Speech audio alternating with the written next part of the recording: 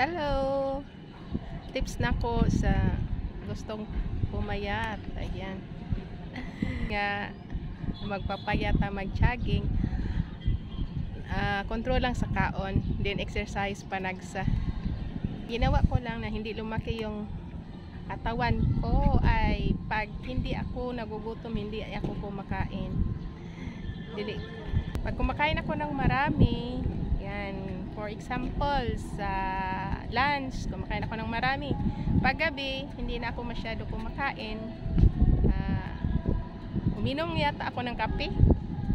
Paggabi, saka yung bread na lang. Kape is life, mga mamshe. 3 times a day ko magkape, buntag, o to gabi eh. Exercise ko once a week ra, Domingo, Sunday. Yan. Shout out sa, tingin-tingin kayo sa paligid ko. Marami ditong nag-exercise pag Sunday. Mahilig ko ako kumain ng vegetables, utan. Yan.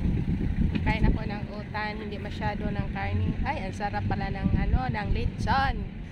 Lechon, pag may party, yung lechon ang kinakain ko. Kasi wala sa bahay yung lechon.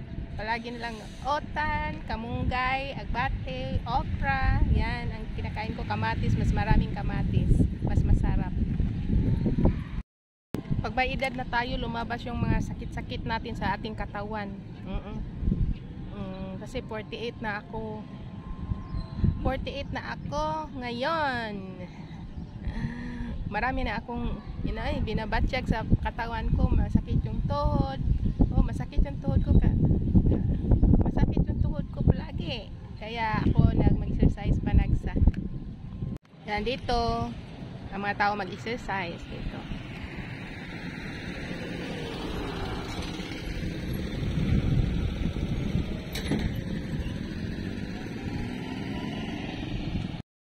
Yan, umuulan na. Umuwi na ako. Yan. Thank you for watching. And God bless. Please subscribe my channel para sa susunod kong mga video makikita nyo naman ako. Thank you. Bye.